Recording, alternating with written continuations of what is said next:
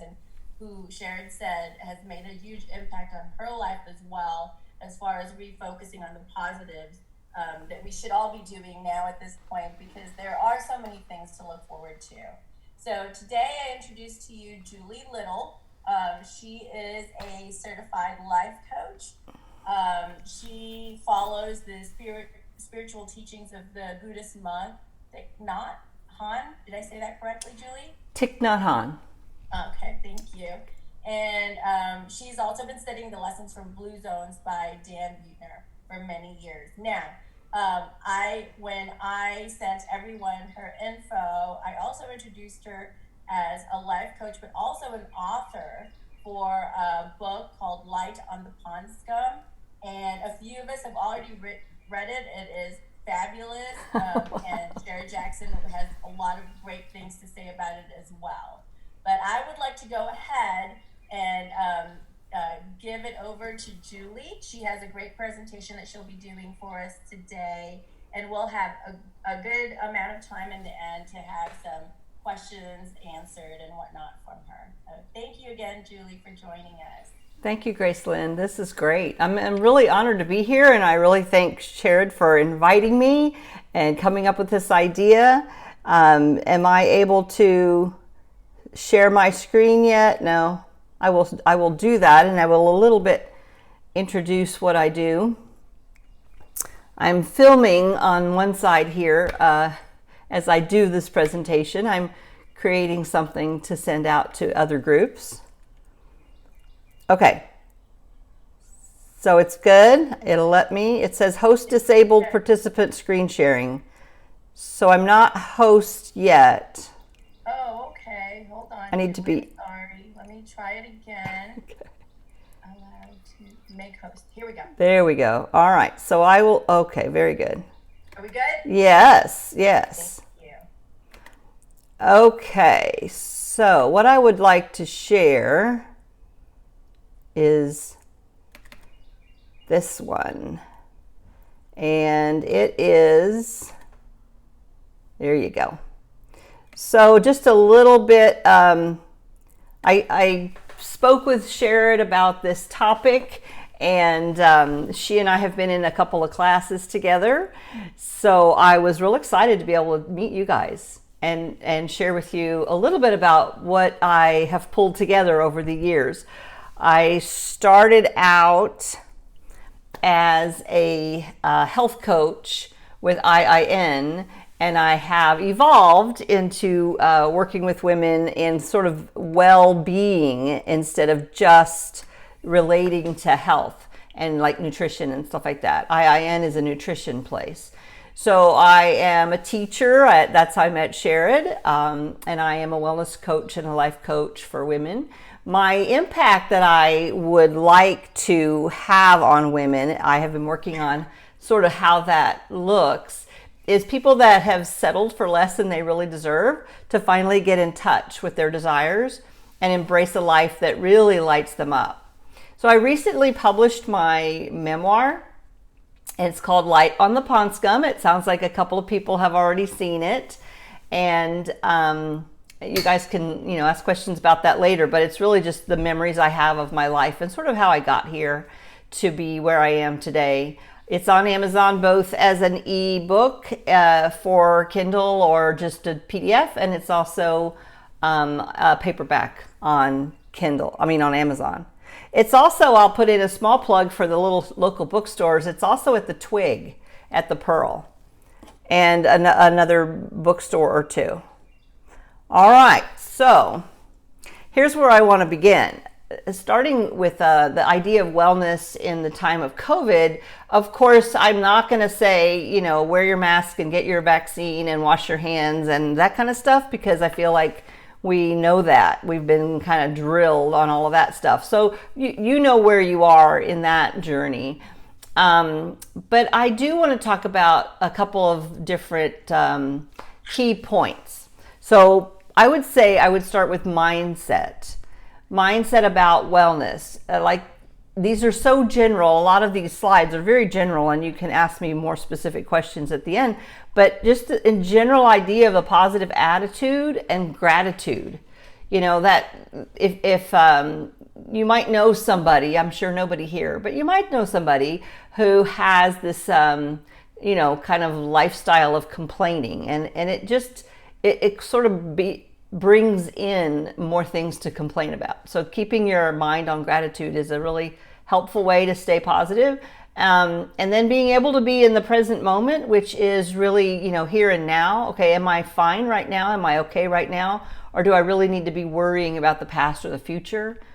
The more you're in right now, the better you can focus on what is and what's going well, if there's things that are going well.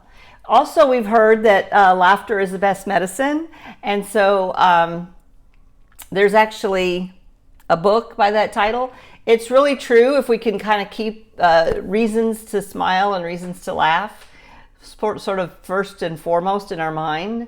Sometimes that means, funny movies and whatever, but in the story of what that book is about, people have cured illnesses just from doing that, from the laughter. That was kind of what that book was about.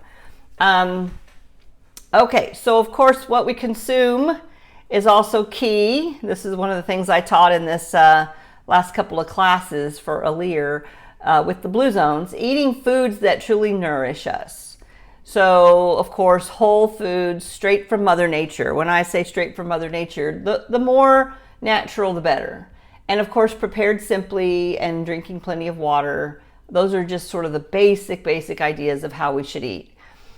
To stay at the top of your game, you might consider preparing your own foods. When I studied, we talked about the standard American diet, which is a lot of packaged things and a lot of fast food. A lot of things that maybe aren't natural in your body. That's called SAD.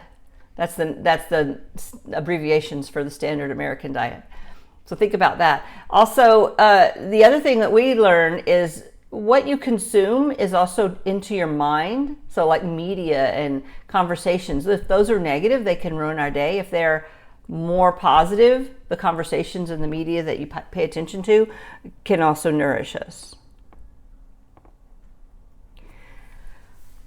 Trying to remember about movement. I think we probably have a wide variety here of people who, since I haven't met everybody, people who really are serious about movement every day and people who are just not quite prioritizing it yet or again. Start by asking yourself, do you get enough movement in your typical day? And then ask yourself, what movement would be most fun and enjoyable on a regular basis? Our bodies were meant to move. The other line that I like is to think of, sitting all day or sitting for long periods of time. We do that too much, and I've heard this. Sitting is the new smoking, meaning it's something that is bad for you that you don't realize is bad for you. So, too much sitting, not so good. All right. Our souls also have needs. So we have to think and ask ourselves, focus, pay attention to, what do I long for? Am I longing for connection with families and friends? The thing is, with COVID and not being able to do that, this is really especially something to attend to. Do I crave more time in nature or more quiet time? We are, kind of the animal that comes from nature. So when we're not in nature, it really does have an effect on us. Do I have a nourishing spiritual practice with like-minded people? So think about that. What nourishes you the most? Don't forget this part. Then we might look at, during COVID especially, and then even just during a flu season or during a cold season, we think about what are the supplements and boosting our immunity. So of course your doctor or your pharmacist can tell you which supplements are safe for you to take. People are on different kinds of medication, of course, and we're all different. But general ones from Dr. Andrew Weil that are for immunity, it's good to keep up with vitamin C and D and maybe zinc and maybe omega-3s. But when I'm not feeling well, I grab a citrus of some sort. I grab the actual grapefruit and eat the whole thing, or I grab an orange or 4 or 5 cuties. I mean, I you can have as much vitamin C in your body as you want because it goes away quickly. And so you can't overdose on it. But remember, we're all different. I also take a supplement that is fruits and veggies dried up in a capsule. They kind of help me have 8 or 9 veggies a day, which is really hard to do. So just so you know, that's a possibility. All right, balance and harmony. The kind of the two different concepts here. Balance sounds like, okay, I'm keeping my whole life in perfect balance all the time. Like you're standing up on a beach ball with one foot. And that's really hard to do, and that kind of gives us the feeling of failure a lot of times. Oh my God, my life's not working because it's not balanced. But if you wanted to think of it in terms of harmony instead, that can be a better feeling. Things might be out of balance at times. They kind of have these ups and downs. There's a lot of variety. Sometimes you focus on grandkids, and sometimes you focus on work, and sometimes you focus on your health because you're in bed, for a couple of days. But with that variety, you can have balance instead of feeling like it's all chaos, but it's harmonious and you feel well. So you'll know if you feel well because you're doing the things that are good for you and you're keeping your spirits up, as they say, then you're in harmony with what you need and what you are like. As a coach, I also do one-on-one calls with people if you are interested in some clarity, if you don't know which area is needing some work in your life for you to feel better. But think about that. What area would you say of the ones that I went over is the most important one for you to focus on this at this time? Because usually when you come away with something and there's all this information or there's all this reminders, we know all this, but one of those areas is going to say to you in the back of your mind, oh, well, that's where I'm not doing so much right now. I let that go. So that was what I would ask you guys. So now I can see more people and I can answer a few questions.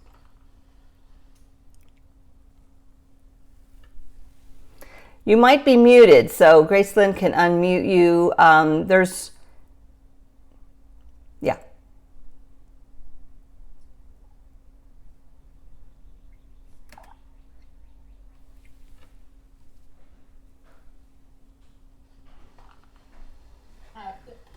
So Julie, so far, just since you do have a lot of conversations with a lot of your students and those that you're instructing, what I guess is the most common thing that they've shared with you as far as trying to actually talk about maybe some of the stressors that they've been having, and then what have they figured out to kind of refocus that so that they can start turning things into a positive instead of focusing on the hardship of the past year that it's given them? Yes, really. I would say 2 things. Something we were talking about before that you guys have here is that sense of community. If you have someone or a few someones that you can go to and just kind of relieve that stress, sit down and have coffee, talk about, well, this happened this week, and listen to them. That is really sort of how we are made. That's how we function. It's okay. I got it. The other thing is meditation. Because anxiety is part of that stressor thing. We build up all the stress. And so I teach a couple classes in different places on meditation and how to make room for that in your life. Because what we do is we focus, our minds are automatic in focusing on problem solving. And problem solving can be, 24/7 and sometimes. So you need to have a break from that and give yourself a way of just feeling like, okay, here's who I am. Here's my space and quiet time. I don't know if people get quiet time very much anymore. That's kind of rare. So it's sort of opposite being go to speak with people, have a conversation, feel like you're venting or you're releasing some of that pressure, but also the quiet of not being around people and having just be with yourself. Because this yourself at that moment is actually, surviving. What's a quick example or a quick way to meditate? Because sometimes, when you've got a career and a family, and sometimes I will say, even with everything, I've heard everyone say they feel lonely or they feel disconnected. To be honest with you, I feel like with COVID, it's kind of vamped it up for me because we've all been living in the same house, and our whole family is here in San Antonio. So we talk more type thing. And so there's been times where I feel almost overwhelmed trying to juggle the new lifestyle that we've had between online school or just getting the kids ready for school, while at the same time considering the different aspects of not being able to go and actually socialize with someone or do everything through Zoom like we're doing today, versus normally the women and I would all get together at someone's house, like you said, have coffee, eat, and we could vent and talk about everything. But right now I feel like everything's kind of encapsulated in what I'm doing, and for me it's been overwhelming almost. It hasn't been lonely or anything like. I just feel like I'm more bombarded. Yeah. It's been magnified. Yeah. More than before. Yeah. So. Well, as far as finding space for meditation, I would go back to what we hear from the airplane, put the oxygen mask on yourself first. I think that's what I mean in all of this, is that do we do that? Do we actually just kind of survive day to day, or do we prioritize our own well-being? You have your kids that are a little bit older now, right? Elementary age? Yes. Yeah. That's helped. Yeah. And so things like just a card that you hang on a doorknob that says "Mommy's in quiet time," and then you put the oxygen mask on yourself first, and you let the world know, I need this, and you let yourself be okay with that. I need this. I need 15 minutes of quiet time every day, and I'm going to do it when you're at school, but I'm also going to do it in the on the weekends or whatever it is going to be that you need. One of the other things I try to talk to people about is a half day. It's just for me. I have another question for Marlene. No, I was just telling my husband. Oh, okay. That's what I need. 15 minutes just for me. 15 minutes just for you. You do. And you can do it. The larger version is to do a half day of mindfulness once a week. And I know that I've tried to teach that before, and people have a hard time with it, and it's a challenge for me as well. But if you set it up, look, Sunday afternoon is my half day to myself, and I'm gonna nap or take a hot bath or do whatever that might be. You can make a list of all the cool things you'd like to do, walk around the botanical gardens alone or something, and then you just really seriously prioritize that and set that up. Then you get that two things. You get the time, let's say it's 2 hours on a Sunday afternoon or it's a Friday afternoon, and then you have that, but you also have the looking forward to it. So all week long when you're like, oh my God, I can't deal with this. Oh my God, I can't deal with this. You're like, okay, but I have my Friday afternoon. And I have my, from 6 to 8 on Friday, whenever it fits into your world. It could be morning. It could be, I remember a lady I worked with who got up every morning super early because she had a job and kids, and she worked with me. And she just did her 2 hours of silence every morning, with her coffee, I guess, at the table, but got up super early. I'm not so much of a get up super early person, but whatever works, what you have to do is you have to tell people. You have to say, this is my sanity time or whatever. and put the little door hanger on the doorknob and shut the door, for however long that is going to take. And you learn about it as you go. I have a program on Well-Ucation. It's a platform, and it's called Creating Space for Meditation, and it gets further into this. And I'm going to probably have other access to it, but it right now it's just like it's something that you can purchase from Well-Ucation. And so I teach that as a group. I teach it as a individual class, but it's really the answer for a lot of people for the overwhelm and the burnout. You're not burned out when you're giving to yourself as much as you're giving to others or as much as you need. That's when you're overwhelmed and burned out, is when everything's going. So one of my teachers says it this way: try breathing out only. And don't breathe in, just breathe out. Can it work? No. You have to do both. You have to breathe out, that means give to everybody. And then you also have to turn it around and you have to give back to yourself. You have to breathe in as well, or you aren't going to be alive.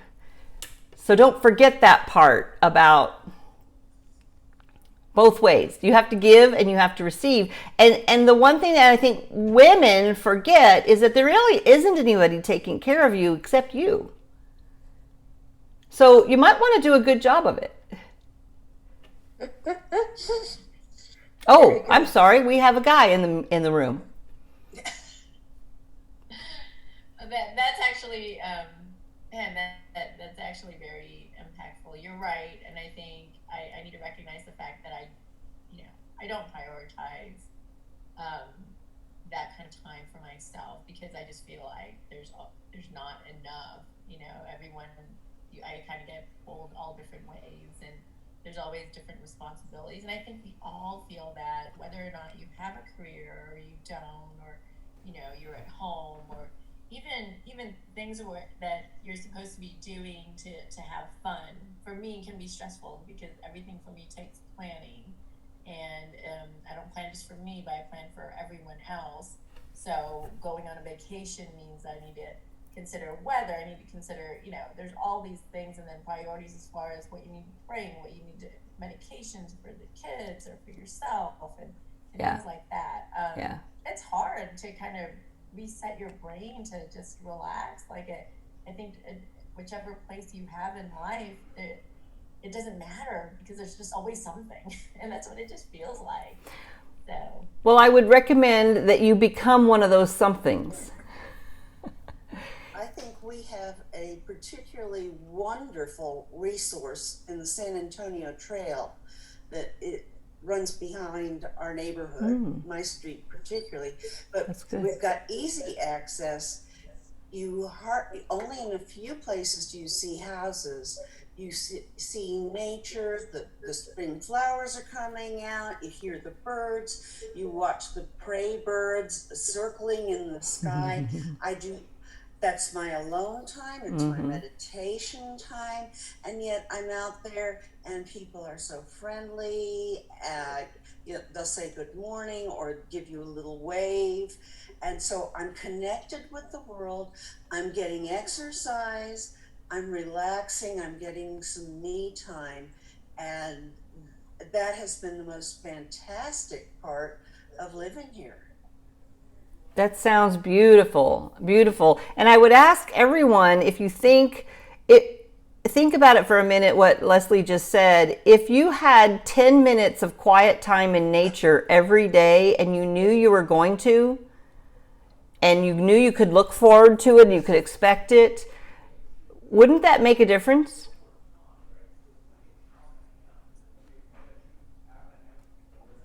absolutely. I think even if not in nature, of course, Leslie kills two birds with one stone by going out there and not just being in nature, but also getting her exercise and then her alone time, and that's absolutely wonderful. And I think, to Julie's point, it's just prioritizing. I think we just kind of forget to prioritize ourselves, because I just feel like checking off the to-do list is my priority, and there's always the thing with me is just there's always something else that's getting added to it. And who prioritizes you, Gracelyn? Yeah, you're right. Because like you said, you know, that's to a certain point you get overwhelmed, you get burnt out. So. And then you're not any good to anybody. You know, the idea about the oxygen mask in the airplane is for that very reason, right? If you weren't able to get enough oxygen, then the young person next to you, or a couple of them, would pass out because you've passed out and you couldn't do that for them. So that's why that's such a good comparison, because if you get sick, which is what we're talking about, COVID or some other kind of disease, you could end up in bed for 3 days, 5 days, and then who's taking care of all those plans? Medications, dog, you know, the whole school online, the whole bit. Nobody's taking care of that because you're out of the picture. So taking care of yourself is not selfish. It's actually a group thing. I can't be there for my family if I'm out of the picture. Nope, you're right, because that's exactly what happened to us too. So everything shut down. So you're right. Right. Does anyone else have any other questions or anything that you'd like to share today? Because I know it's been a few weeks since the last time we've had an opportunity to gather together. It's just a few of us that were able to make it today, because I know right now there's people traveling and trying to get some additional things in through this month before May starts. But Julie, we've got your email, and I know there's been a couple of members that aren't here today that have asked about, you know, actually talking to you, and Sherry's been encouraging everyone to, you know, look into your classes and things like that. And so it was the best way to get a hold of you and to talk about that is through your email. Yeah, that would be great. That would be great. I wanted to say one other thing for you, and I don't know how many people are still in that position with a career and little kids, but one of the things that I would recommend for you is teaching them that how they can help, like the delegating. You know, if you were in an office and you had all these people working for you, you would delegate, right? And as your youngsters get a little bit older, and you're probably doing this, but you could be starting to brainstorm with them, hey, we're going to go on a trip. How can everybody do their part to planning it? Or how can everybody do their part for that Easter dinner or that picnic or whatever, so that it's not all on you? Because I do find that women, and maybe all of us here, depending on, you know, how old we are, we do it all. I don't think I do, because I know my husband's back there. I don't do it all, but if you do it all, then why do you? Do you have to? I think for me, I'm just a natural control freak. I feel like if I don't do it, then it's not going to get done right, so type thing, and I need to let go of that. Right, because it doesn't need to be done right. Like if you're going to teach a little kid how to tie their shoe, right? You must have been through this. So do you do it for them every single day for the rest of their lives so that you can get it right? Or do you at some point say, okay, you do it and it's wrong, and then we'll have to fix it, or you'll trip or whatever. But you do have to let them learn. And so how's somebody else going to learn to do laundry or do dishes or do dinner if you're so controlling that you have to always be the one to do it? So that's just another way to like take care of yourself while teaching them something as well. You're right. But you know, sometimes it's very hard to let go of that. Very hard. Yeah. I can imagine. But the people that are doing the things for you, if you let go a little bit, they'll get better. You know, if you're, I do, I promise. They'll get better. Like if you want somebody to put the dishes away and they're like, oh, I have to put them away myself because they always get put in the wrong place. Well, then, you know, that's a conversation. It's a simple little small conversation, and it'll get better. Would you do me a favor and put the bowls over there instead of over there? You know, I don't know. Just a small example. But I do think that part of the problem is being Superwoman. And therefore, number one, Superwoman doesn't need to be taken care of. And then also, Superwoman has to do it all. And then also, nobody does it as good as me. But you're suffering because of that. And I would ask you, are you suffering because of that? Mentally, probably, yeah, Yeah. for sure. So you're right. It makes it's been impactful, and you're right. I need to figure out how to let go and prioritize as well, to making sure my mind is reset every day mentally and just peaceful. You can make yourself a list on paper. I will not let go of these 5 things. And I'm doing a list, so I will do that. yeah, if you list the 5 things you will not let go of in 2021, there's probably 3 or 4 other things that aren't on that priority list that you could start to let go of a little bit. Does that make sense? Yeah. I just wanted to add one thing. Grace had mentioned that she gets overwhelmed because she has family here and she has children and there's so much going on in her life. There's that subset of people that have been dealing with COVID. And then there's another subset of us that do not have family here and that feel very, very isolated and don't have anybody in our lives except for maybe our spouses. And that's been very, very hard to deal with too. Yes. That's where the real Uh-oh.